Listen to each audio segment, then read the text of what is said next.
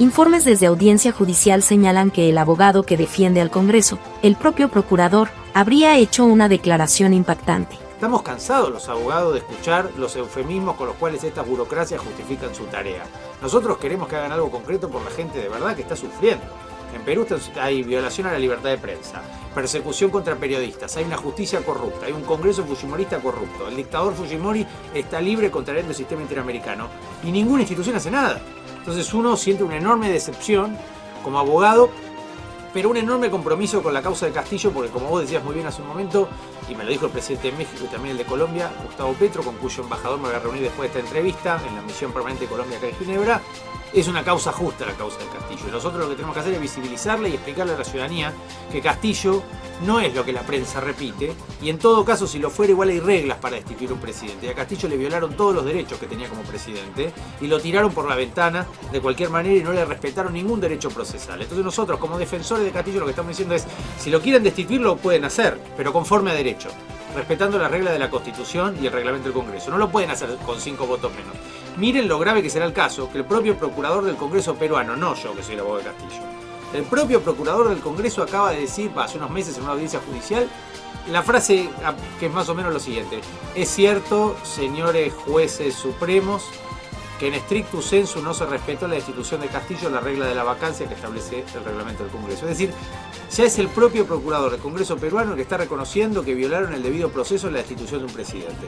Se habla de una posible admisión, que no se habrían respetado las propias reglas del Congreso en el proceso de vacancia del expresidente Pedro Castillo. Esto no es una cuestión menor. ¿Por qué lo hace este funcionario? No lo sé, querrá cubrirse por si cambia el gobierno en Perú, pero evidentemente han destituido a Castillo de manera ilegal. Y eso es peligroso para el futuro de la democracia peruana y para el Estado de Derecho en América Latina.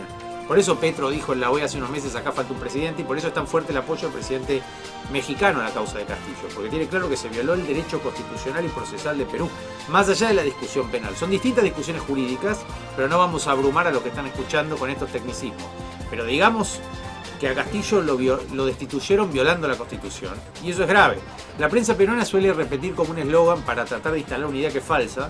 Repiten continuamente: a Castillo fue vacado luego de dar un golpe de Estado. Ese es el titular con el que repiten continuamente esta idea. Y esa frase tan corta contiene 2 falsedades, no solo una, sino 2. A mí me sorprende la capacidad de mentirle a la ciudadanía. Y uno, porque es abogado y ha estudiado, y porque ha estudiado este caso y se da cuenta de toda la mentira que hay contenida en una sola frase. Primero, que Castillo no fue vacado. Por eso la prensa usa eufemismos como fue removido, fue desplazado, pero en realidad, jurídicamente hablando, fue derrocado de manera ilegal. Le dieron un golpe de Estado a Castillo. ¿Por qué? Porque cualquier cosa no es una vacancia. La vacancia tiene reglas procesales claras, escritas en la Constitución, en los artículos de la Constitución, y no fueron respetadas por el Congreso peruano. Entonces no es correcto decir que Castillo fue vacado, porque la vacancia solo es legal si es conforme a derecho, con las reglas que establece el sistema jurídico peruano, y no fueron respetadas, como reconoce el propio Congreso peruano. El segundo punto es, dicen fue vacado, que no fue vacado conforme a derecho después de un golpe de Estado. También es falso, porque no hubo ningún golpe de Estado. En todo caso, en la lectura más purista, jurídica, podría decirse que fue una tentativa. Fue un intento que no se consumó. Pero una tentativa en derecho no es lo mismo que una consumación, son figuras diferentes. Por eso es un error asimilar el discurso de Castillo al golpe de Fujimori. Además, Castillo no mató a nadie, Fujimori mató a mucha gente.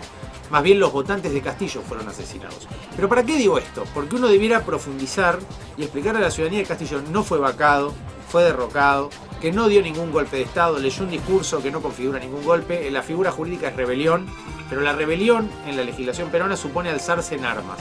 Y acá no hubo ningún arma, las únicas armas esa tarde fueron contra Castillo y su familia.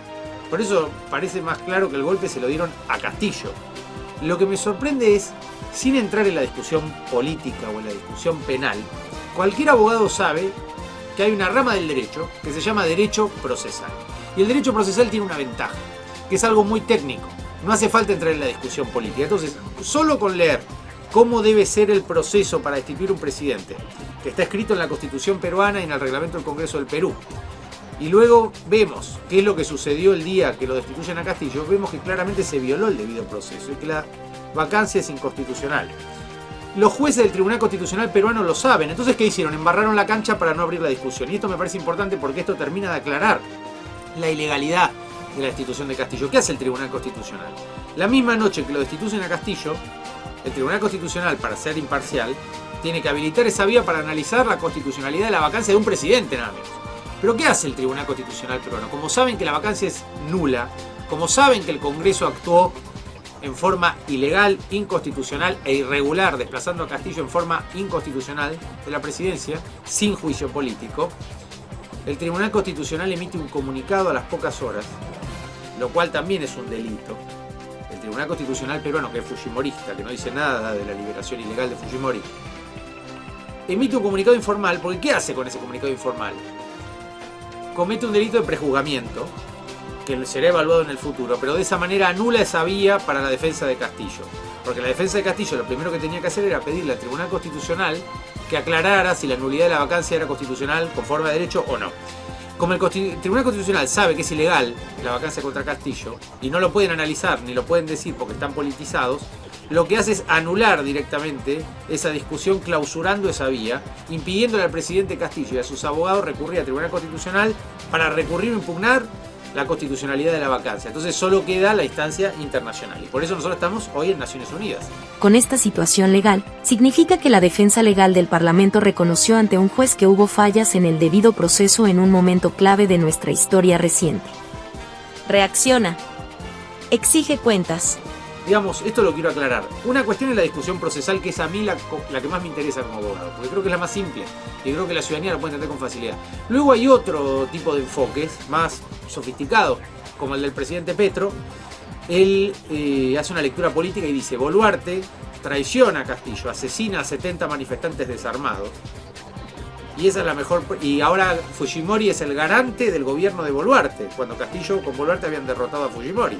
Entonces lo que queda claro es que hay una traición y un fraude político a los votantes de Castillo. Se afectan los derechos políticos. Eso es lo que dice Petro. Y las medidas que está tomando Boluarte, está gobernado por una mafia. Perú hoy están rifando los recursos de los peruanos, la ley forestal, interviene en la Junta Nacional Electoral, remueven jueces. Es un escándalo.